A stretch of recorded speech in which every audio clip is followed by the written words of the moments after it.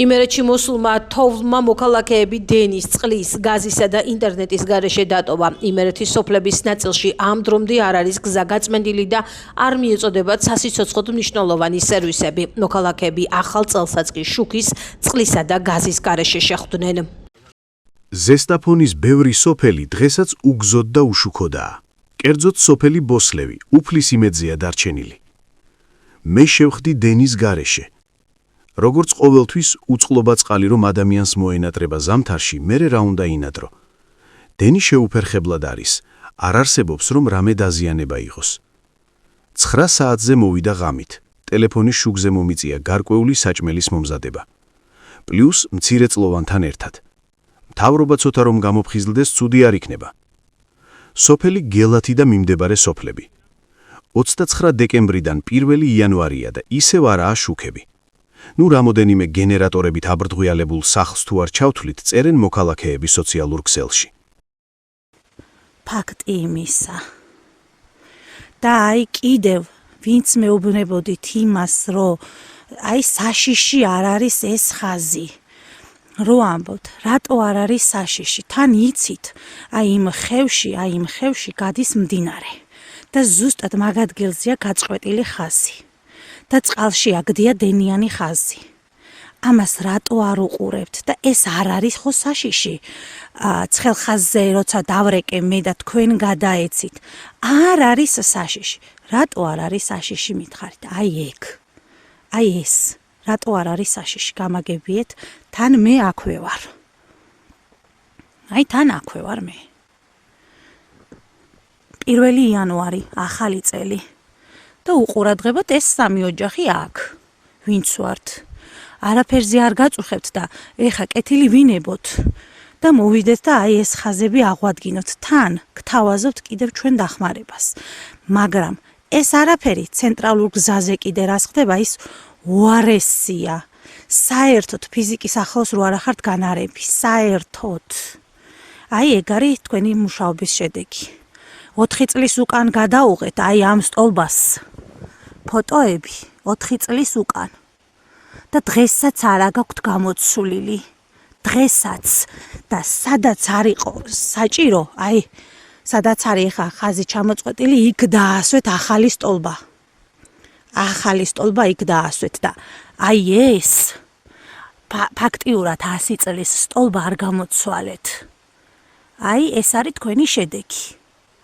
ეს იქეთ ახლოს წასვლაც მეშინია, იმიტომ რომ დენი გადის ვიცი, ჩართულია სოფელი და აი ეს თქვენი უპასუხისმგებლობა. ეს მეტი არაფერი. გეგმიური გაკეთებული რო გაქვთ, ჭკვიანური გაკეთებული რო გაქვთ, აი ეგ არის თქვენი შედეგი.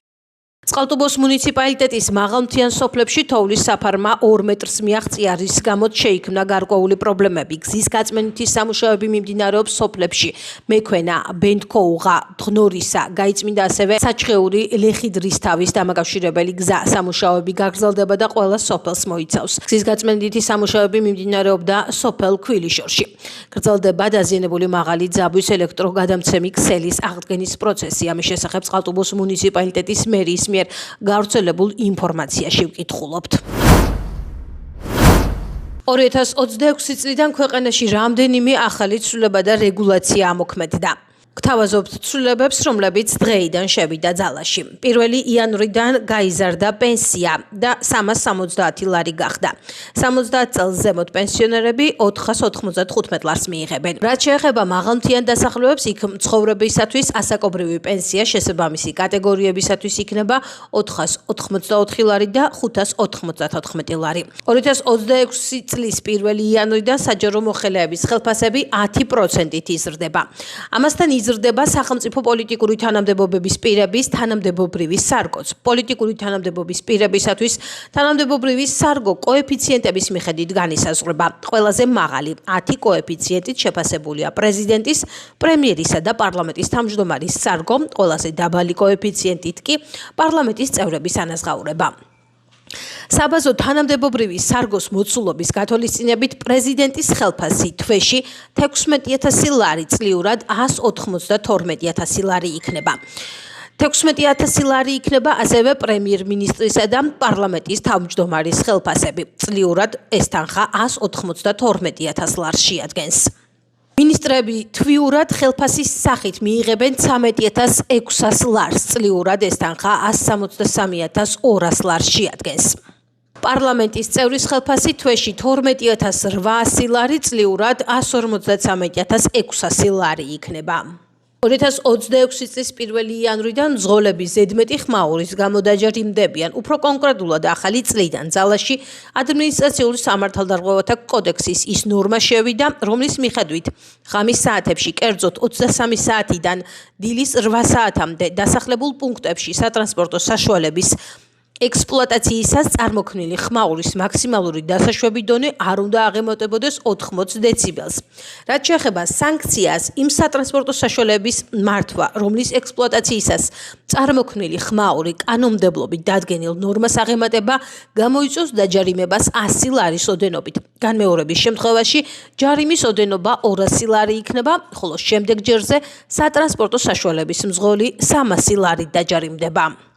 1 იანვრიდან მოქალაქეთა ნაწილს შეჩერებული მართვის მოწმობები აღუდგებათ. 2025 წლის მიწურულს ცნობილი გახდა, რომ მოქალაქეთა ნაწილს სხვადასხვა დარღვევის გამო შეჩერებული მართვის მოწმობა აღუდგებოდა. კერძოდ, შეღავათი ვრცელდება მოქალაქეთა იმ კატეგორიაზე, ვისაც 2025 წლის 16 დეკემბრის ჩათვლით შეჩერებული აქვთ მართვის უფლება საგზაო სატრანსპორტო შემთხვევების ადგილის მიტოვებისათვის, ალკოჰოლური სიმთვრალის მდგომარეობაში სატრანსპორტო საშუალების მართვისათვის, ნარკოტიკული საშუალების მოხმარებისთვის ან მართვის მოწმობისათვის, მინიჭებული ქულების რაოდენობის ამოწურვისათვის. 2026 წლის 1 იანვრიდან პლასტმასისაგან დამზადებული ჩანგლების, დანების, კოვზების, ჩხირების, თეფშების, საწრუპებისა და გაფართოებული პოლისტიროლისგან დამზადებული სასურსათო კონტეინერების და მათი თავსახურების, ჭიქების და მათი თავსახურების წარმოება, იმპორტი და ბაზარზე განთავსება იკრძალება. მართალია რეგულაცია ძალაში დღეიდან შევა, თუმცა ბიზნეს ოპერატორებს მისი ამოყიდვისათვის გარდამავალი პერიოდი მიეცებათ. აღსანიშნავია, რომ 2026 წლის 1 იანვრიდან ერთჯერადი დანიშნულების პლასმასის ჭურჭლის მიმოქცევის აკრძალვასთან ერთად ფინანსური ჯარიმებიც წესდება. 2026 წლიდან ამოქმედდა შინაურ ბინადარ ცხოველებთან დაკავშირებით ახალი კანონი. შინაურ ბინადარ ცხოველთა შესახებ კანონი, რომელიც პარლამენტმა 2025 წლის ივნისში მიიღო, 2026 წლიდან ეტაპობრივად ამოქმედდება. ახალი კანონმდებლობის შესაბამისად, პირველ ეტაპზე ცხოველის მეპატრონე ვალდებულია. ცხოველის ავადობის შემთხვევაში ის გადაიყვანოს ვეტერინარულ დაწესებულებაში. დაკბენა, დაკაწვრა, დადორბლის შემთხვევაში უზრუნველყოს სააგენტოს ინფორმირება და მოახდინოს ცხოველის ვეტერინარული მეთვალყურეობა იზოლირებულად. საზოგადოებრივი სივრცის დაბინძურების შემთხვევაში უზრუნველყოს მისი მყისიერი დასუფთავება. აანაზღაუროს ცხოველის მიერ სხვა პირისათვის მიყენებული ზიანი. ცხოველის დაღუპვის შემთხვევაში დაცემული ცხოველის გადაყვანა მოახდინოს საქართველოს კანონმდებლობით დადგენილი წესის შესაბამისად. ამასთან 2026 წლის 1 იანვრიდან ძალაში შევიდა კანონის მუხლი, რომელიც არასამკურნალო მიზნით ან ფუნქციური დანიშნულების გარეშე ცხოველისათვის ვეტერინარული ოპერაციების ჩატარებას კრძალავს. კერძოდ, აკრძალული იქნება ყურებისა და კუდის კუპირება, ეშვების ექსტრაქცია, კლანჭების ოპერაციული ამოკვეთა, სმენის დაქვეითება და ხმის იოგების გადაჭრა. საქართველოში ნარკოტიკული ნივთიერების შემოტანის კიდევ ერთი უმსხვილესი ფაქტი გამოვლინდა. პოლიციის მიერ ამოღებულია 157 კილოგრამი ნარკოტიკული საშუალება ჰეროინი, რომლის საბაზრო ღირებულებამ ეგრეთ წოდებულ შავ ბაზარზე დაახლოებით 50 მილიონი ლარი შეადგინა. განსაკუთრებით დიდი ოდენობით ნარკოტიკული საშუალების უკანონო შეძენა შენახვის, ასევე საქართველოში უკანონო შემოტანის ბრალდებით დაკავებულია ირანის რესპუბლიკის მოქალაქე. გამოძიების მიერ მოპოვებული მტკიცებულებები დადგინდა, რომ სატვირთო ავტომობილი საქართველოში მეზობელი ქვეყნიდან საბაჟო გამშვები პუნქტის წითელი ხიდის გავლით შემოვიდა. განსაკუთრებით დიდი ოდენობით ნარკოტიკული საშუალება სამართალდამცავი ორგანოს წარმომადგენლებმა სატვირთოს მისაბმელი სპეციალურ სამალავში აღმოაჩინეს. 157 კილოგრამი ნარკოტიკული საშუალება ჰეროინის გადატანას მარმარილოს ფილებით ცდილობდნენ. სრულიად საქართველოს კათოლიკოს პატრიარქი უწმიდესი და უნეტარესი ილია მეორე საქართველოს მოსახლეობას შობა ახალ წელს ულოცავს. ახალ წელს ჩვენ ულოცავთ ერთმანეთს. ამ წელს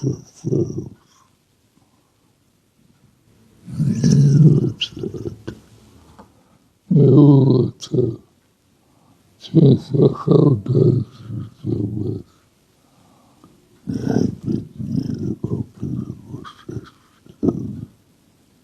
იმედიც უნდა ვიღოთ მართალი დასა ბინიკი ახვალდეს და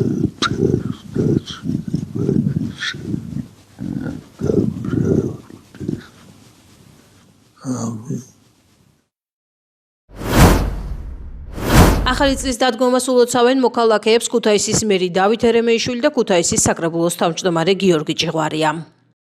ჩემო თანაქალაქელებო, ძვირფასო ქუთაისელებო, ახალ წელს გილოცავთ. ფეხბედნიერი იყოს 2026 წელი ჩვენი ქვეყნისთვის, ჩვენი ქალაქისთვის, ჩვენი ოჯახებისთვის. მადლობა უთხრათ 2025 წელს ყველა სიკეთისა და სიხარულისთვის, ყველა შესაძლებლობისა და მიღწევებისთვის. უამრავი გამოწვევის მიუხედავად, შევძელით და ქალაქში ბევრი პროექტი განვახორციელეთ უკეთესი ქუთაისისთვის, ქუთაისელების კეთილდღეობისთვის. მადლობა თითოეულ იმ ადამიანს, ვინც სულ მცირედი წვლილიც კი შეიტანა მშობლიური ქალაქის განვითარებაში. კიდევ უფრო დიდი და მნიშვნელოვანი მიზნები გვაქვს 2026 წელს. მიზნების, ოცნებების და სურვილების ახდენის წელი დამდგარიყოს. მშვიდობიან სამყაროში გვეცხოვროს. ჯანმრთელობას, ულევს სიხარულს, სიყვარულს და ბედნიერებას გისურვებთ. ღმერთი ფარავდეს ჩვენს ქვეყანას და ჩვენს ოჯახებს. წერს ქუთაისის მერი დავით ერემეიშვილის სოციალურ ქსელში. შობა ახალ წელს გილოცავთ. 2025 წელი ჩვენი ქალაქისთვის მნიშვნელოვანი წელი იყო. ადგილობრივმა მოსახლეობამ კიდევ ერთხელ გამოუცხადა ნდობა მართვა გუნდს, რითაც მხარი დაუჭირა მშვიდობას, კეთილდღეობას და ქვეყნის სტაბილურ განვითარებას. მოსახლეობის მხრიდან მოპოვებული მხარდაჭერის შედეგად ჩვენ შესაძლებლობა გვეძლევა კიდევ მეტი მნიშვნელოვანი პროექტი განვახორციელოთ, რომ ქუთაისი, როგორც ავთენტური ქალაქი, ქმნიდეს იმ კულტურას, რომელიც ქართული სურისკვეთების ღირსეული გაგრძელებაა. 2026 წელი მინდა თითოეული თქვენგანისთვის იყოს ახალი შესაძლებლობების და წარმატებების დასაწყისი. გისურვებთ მშვიდობას, განვითარებასა და კეთილდღეობას.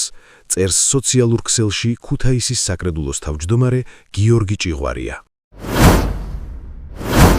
სოფლიოს სხვადასხვა კუთხეში 2026 წლის დადგომა მრავალფეროვანი ფორმით აღინიშნა. გრანდიოზული ფოიერვერკებიდან დაწყებული, მოკრძალებული და სიმბოლური ღონისძიებებით დამთავრებული. ახალი წლის შეხვედრის ფორმატი ბევრ ქვეყანაში არსებულ პოლიტიკურ, სოციალურ და უსაფრთხოების მდგომარეობასაც ასახავდა.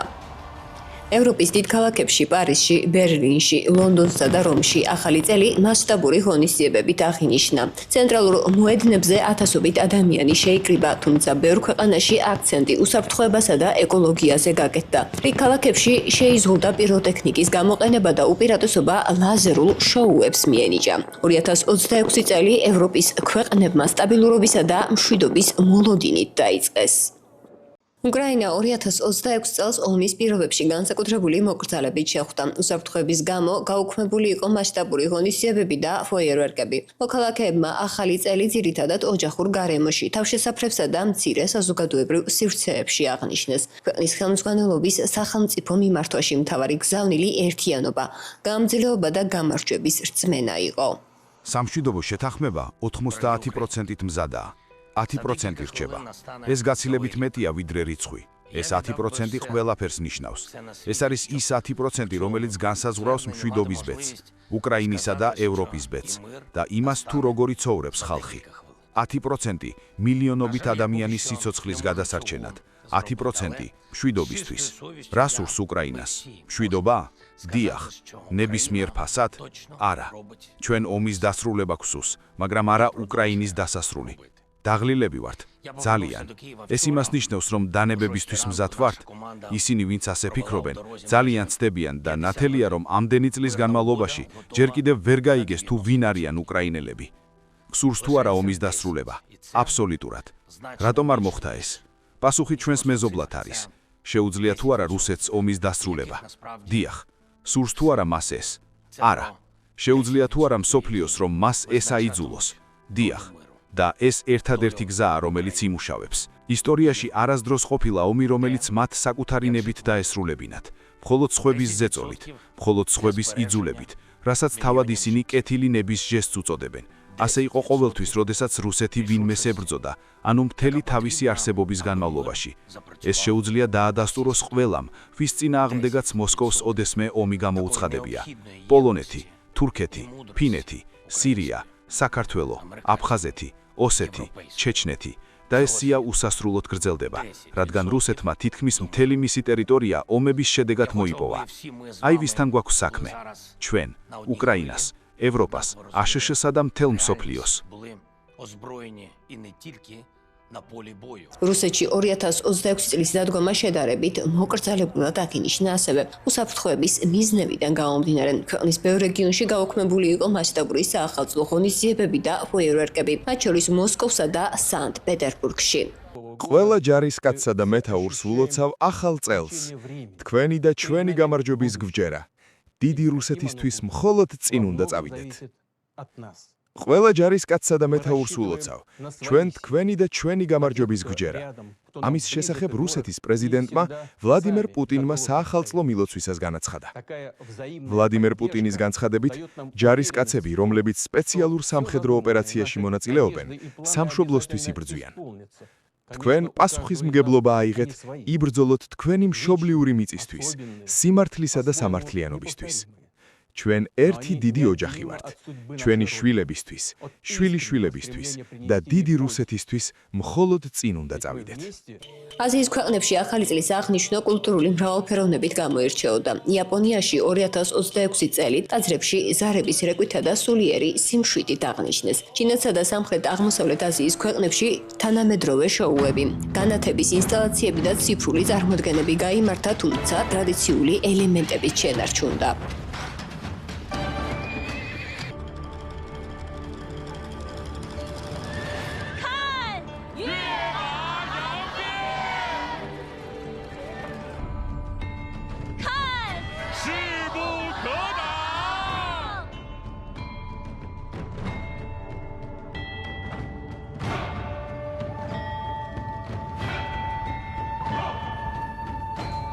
ამერიკის შეერთებულ შტატებში ახალი წელი ტრადიციულად ნიუ-იორკის ტაიმს სკვერზე ბურთის ჩამოშვებით დაიწყო, რასაც მილიონობით ადამიანი ადევნებდა თვალს. ლათინურ ამერიკაში, ბრაზილიაში, მექსიკასა და არგენტინაში ახალი წელი მუსიკით, სანაპიროებზე შეკრებებითა და საკარნავალო განწყობით აღინიშნა. საქართველოში 2026 წლის შეხვედრა ტრადიციულად ოჯახურ სუფრებთან, ფეიერვერკებითა და ქალაქებში გამართული კონცერტებით აღინიშნა, თუმცა თბილისისათვის ახალი წლის ღამე მხოლოდ სადღესასწაულო არ ყოფილა. რუსთაველის გამდეშზე მოქალაქეთა ნაწილი კვლავ შეიკრიბა მიმდინარე პოლიტიკური პროცესების წინააღმდეგ პროტესტის გამოსახატად. შედეგად 2026 წელს საქართველო ერთმანეთთან გადაჭაჭული ორი რეალობის ფონზე შეხვდა.